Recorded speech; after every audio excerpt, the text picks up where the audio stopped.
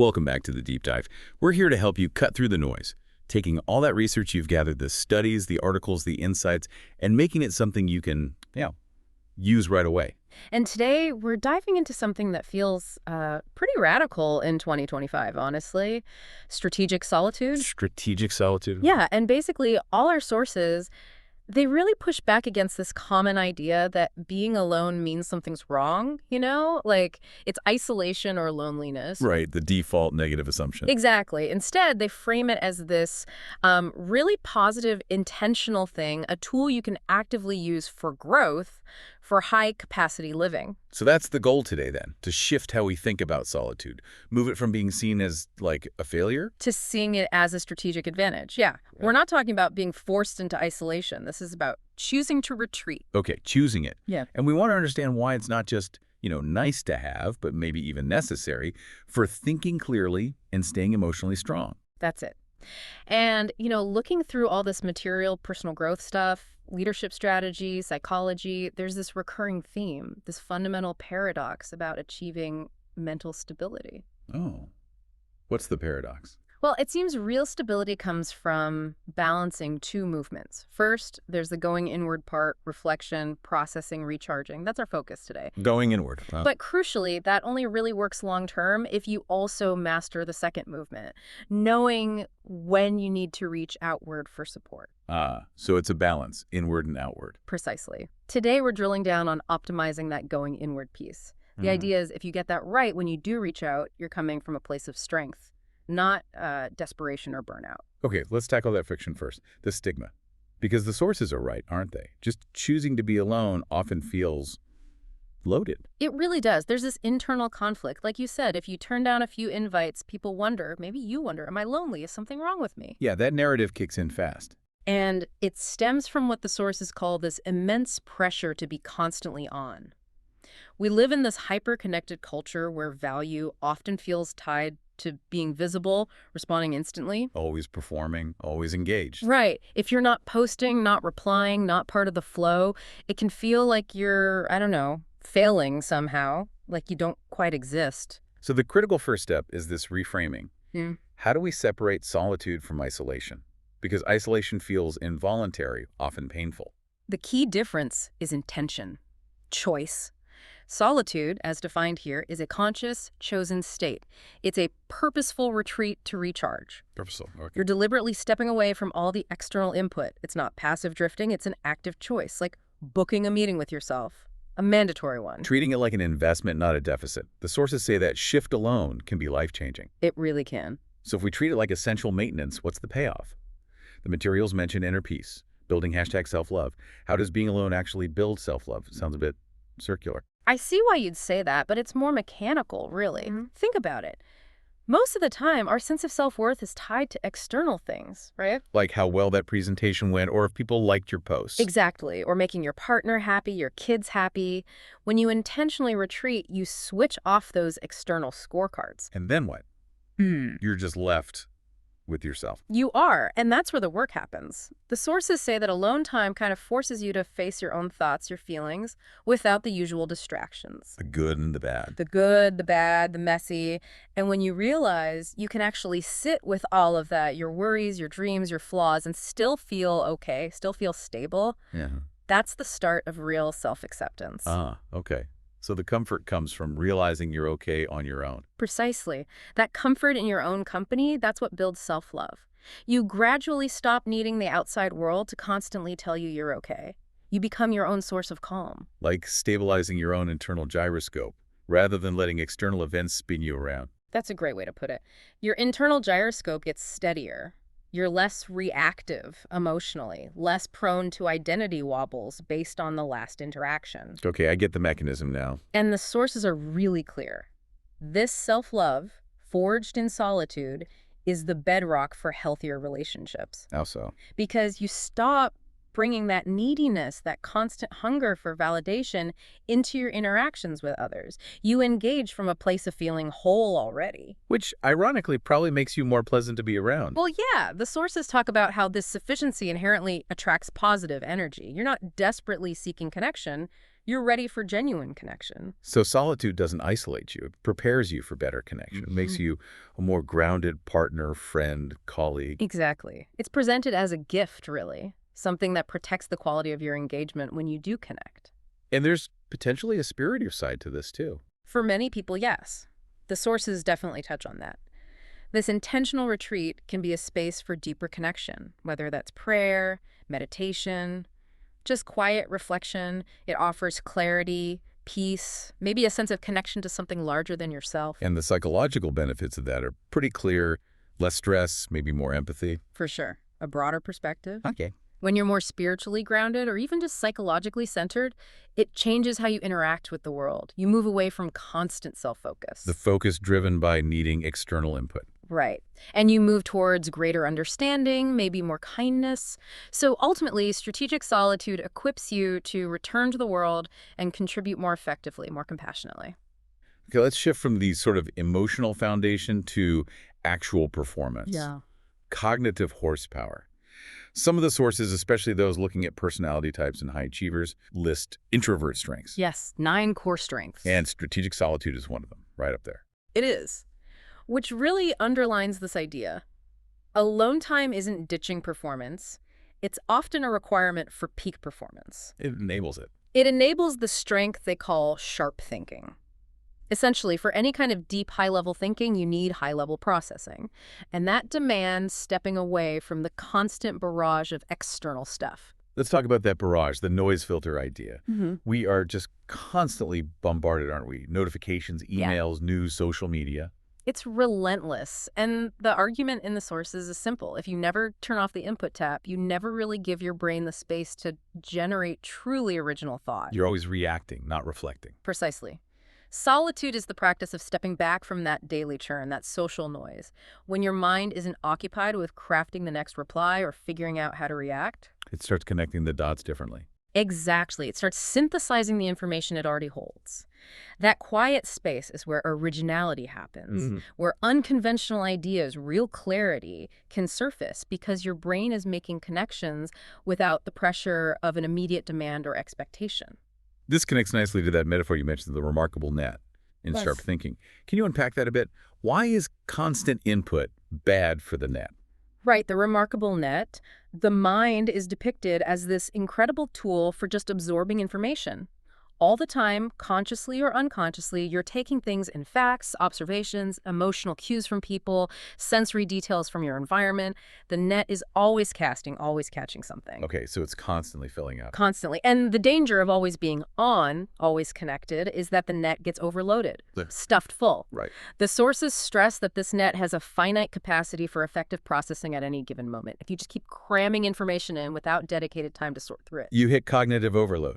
You do. It's like trying to fish with a net that's already full of yesterday's catch. You can't efficiently take in anything new because the old stuff is just clogging everything up. Performance drops. So strategic solitude is the act of emptying your net regularly. That's the core practice. Is the goal to just like wipe it clean, or is it more about organizing the catch? It's definitely the latter. And that's a key point. You're not deleting the information, you're processing it, synthesizing it. Okay.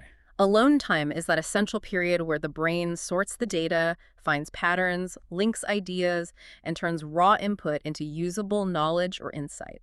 If you skip that step, the sources warn, your ability to absorb new information effectively tanks, and your thinking gets muddy, you lose clarity. Which brings us directly to making better decisions. Strategic thinking. We talk about strategy in business, finding the root cause, identifying leverage points. And the same applies personally, right?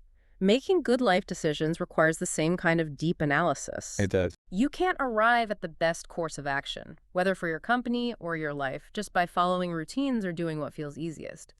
You need to reason, diagnose the situation. Solitude creates the quiet mental space for that deep reasoning to happen without interference. Without the noise of what other people might think or want. Exactly. It allows you to really tune into your own assessment. And this links to self-awareness. The sources connect that directly to this internal processing. How does knowing yourself better lead to analyzing problems better? Well, when you empty the net, You don't just see the information more clearly. You see yourself more clearly in relation to it. You get perspective on your own motivations, your biases, your habitual patterns. Ah, so you can spot if you're reacting out of habit or fear, maybe? Precisely. If you make a big decision while you're still caught up in needing external approval, that decision is likely flawed because it's driven by pleasing others, not by what's actually best. But if you retreat, process, get clear on your own values and assessment first, then align the decision with that internal compass. The outcome is usually much better, much more sustainable. You're stepping back to see the whole picture and identify the optimal move, not just the most popular or convenient one. Okay, moving towards emotional strength now. Resilience. The sources strongly link strategic solitude to mental well-being, calling it a sanctuary effect. Yeah, it's like creating a protected internal space because modern life, let's face it, is full of demands. Managing expectations, dealing with other people's stress, just keeping up. It's draining. Constantly transactional. Very transactional. The sanctuary effect is about having a space where you can recharge without any of those external demands or drama, a time where the only thing you need to manage is your own internal state, nobody else's. That sounds incredibly valuable, but I have to ask, is there a danger here? Can this sanctuary become like an echo chamber? Where does restorative solitude end and unhealthy avoidance begin? That's a really important question. And it brings us back to the core distinction: solitude versus isolation. The intention again. Right. Strategic solitude is chosen, it's purposeful, and it's fundamentally restorative. It's temporary. The goal isn't to hide from life's challenges forever. Okay. Isolation, on the other hand, is often unwanted, or it becomes a pattern of fear-based avoidance. If your alone time consistently becomes a way to dodge difficult situations or necessary interactions, then it's probably crossed the line from strategic to escapist.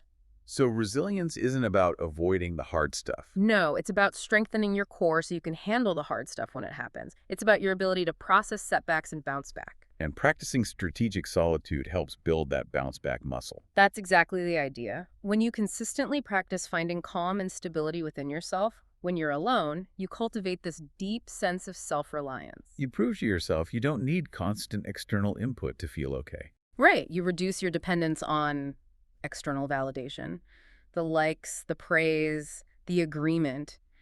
Your emotional security becomes less fragile, less dependent on outside factors. And that reduction in needing external validation, that must be freeing. It lets you be more authentic. Hugely freeing. You start operating from a place of inner peace rather than constantly seeking affirmation. You can make choices based on your own internal compass, not just on what you think will win approval. Living more confidently. And the sources suggest something interesting here, that this internal peaceful state actually tends to attract positive energy and connections. How does that work? Well, you stop chasing interactions out of a sense of lack or neediness. Instead, you engage based on genuine interest or shared values. People are drawn to that authenticity, that centeredness. Your connections become more meaningful because they're not based on filling a void. This proactive managing of your inner resources, it sounds a lot like another of those introvert strengths mentioned. Intentional energy. Yes, intentional energy. It's a framework for consciously managing your personal energy reserves. Like doing an energy audit on your life. Pretty much. Identifying what activities, what interactions fill you up versus which ones consistently drain you, and then making deliberate choices based on that knowledge. So it's moving from just reacting to demands. To proactively protecting and directing your energy. Which requires setting some serious boundaries, I imagine. Absolutely. And the core mantra for intentional energy, according to the sources, really captures this. It's about saying no so that we can say yes to what's best. Saying no so I can say yes to what's best. I like that. It's powerful, isn't it? It reframes saying no, not as deprivation, but as a strategic move to protect your capacity. Protecting your ability to recharge, to think, to show up fully for the important things. Exactly. Every time you say yes to something draining or low priority, you're effectively saying no to maintaining your own well-being, your own ability to function at your best. Intentional energy is about using solitude strategically to keep your mental and emotional batteries charged, ensuring the energy you do spend is high impact and aligned with your priorities. Guarding your inner peace like the valuable resource it is. You got it. It has to be protected. Okay, so we're convinced. Strategic solitude is vital for clarity, performance, resilience. But the big question remains, how do we actually do this? Life is busy, work, family, everything. It's the practical hurdle, isn't it? The sources emphasize that you have to treat this time as genuinely important, non-negotiable, like true #me time, but with strategic intent. It's not just about finding the time, but respecting it once you have it. That's often the harder part. But the sources give some very concrete practices to make solitude feel less like just sitting there waiting for an epiphany and more like an active, productive process. Right, like journaling. That came up a lot. How does that help? Journaling is huge. It helps you take those internal, maybe fuzzy thoughts and insights that come up in the quiet and make them concrete. Process them. It bridges the gap between inner feeling and clearer understanding. Makes sense. What else? Mindful meditation is another big one, repeatedly cited for improving self-connection, calming the nervous system, just being present with yourself. And it doesn't have to be sitting cross-legged in total silence, right? And not at all. Quiet, intentional activities work too. Reading something absorbing, taking a quiet walk by yourself, as long as you're not, plugged into a podcast or feeling pressured to achieve something during that time. Just being, without external input. Exactly. And then there's the simplest form, just sitting in stillness, reconnecting with the idea that sometimes truly your own company is enough, maybe even ideal. So how do we make this stick in a packed schedule? Sources talk about micro moments and macro boundaries. Right. Start small with the micro moments. Almost anyone can find 5 minutes, maybe before you grab your phone in the morning, or just sitting in your car for a moment before going inside, waiting for the kettle to boil. Little pockets of quiet. Yeah, these micro moments prove it's possible. They build the muscle, show you that solitude is accessible right now, even for just a few minutes. But those 5 minutes won't help much if they're constantly interrupted. Which brings us to the macro boundaries, the bigger chunks of protected time. This links back to that intentional energy idea, doesn't it? Directly. Macro boundaries are the serious part. This is where you schedule, say, 30 minutes or an hour of solitude, and you defend it like you would an important meeting. Non-negotiable. Non-negotiable, which means communicating clearly. If you're in an office, maybe you book a quiet room and let people know, I'm offline for focused work or intentional processing time. And at home, with family, that needs negotiation. Definitely. It's not just about closing a door. It might involve explaining why you need this time. Hey, if I can just have 30 minutes uninterrupted, I'll be a much more present and patient parent partner afterwards. Frame the benefit for them, too. Show them the ROI. Exactly. And practically, it means turning off notifications, putting your phone on Do Not Disturb, maybe even in another room, removing the temptation, removing the tools of distraction. It takes willpower to say no to those immediate pings. It does, but that ability to resist the trivial interruption is what protects the strategic value of the practice. If you don't guard your solitude, nobody else will do it for you. So if we manage this, integrate the micro moments, defend the macro boundaries, what's the long-term payoff? What transformation can we expect? The benefits really stack up over time. It leads to this deeper self-understanding we talked about, a natural reduction in chronic stress because you're regularly clearing out that mental net. Enhance creativity, too. Yeah, because your brain is constantly making those background connections. But maybe the biggest outcome is developing that robust internal compass. So when things get tough. When life throws you a curveball, you have this inner resource to draw on. You navigate based on your own processed understanding and values, rather than just panicking, seeking frantic advice, or reacting purely on emotion. You become less reactive, more deliberate, more strategic in your own life. Exactly. You become the strategist of your own life. Hashtag outtrip. Wow. Okay, so this deep dive has really taken the idea of alone time and flipped it, hasn't it? We've gone way beyond seeing it as just loneliness or downtime. Yeah, we've reframed it as a genuine strategic asset. Something essential for clear thinking, peak performance, emotional strength, and even for building better connections with others. The power really seems to lie in making that conscious choice to go inward, to prioritize that internal processing. It does. And just circling back one last time to that core idea from the sources, stability comes from that dynamic equilibrium. We spent this whole time focused on optimizing the going inward piece, the solitude, the recharge, emptying the net. Which means we always need to remember the other side of the equation. We absolutely must. Real success, real stability comes from knowing when to pivot, when it's time to reach outward for support when needed. Right, the balance. The balance. But the beauty is when you practice strategic solitude, when you do that internal work first, those outward connections become more authentic, more grounded, higher quality. You're bringing your best self to the table, your full net, empty self. Okay, so here's a final thought for you, our listener. Building on that idea of intentional energy. Think about your schedule. You schedule work meetings, doctor's appointments, calls with clients, right? Do you give your strategic solitude the time needed to actually maintain your capacity for all those other things, the same level of respect? Do you treat it as non-negotiable? What's the tangible return on investment you expect from the quiet time you carve out this week? And maybe more pointedly, if you haven't scheduled any. Yeah. What critical internal meeting are you effectively canceling?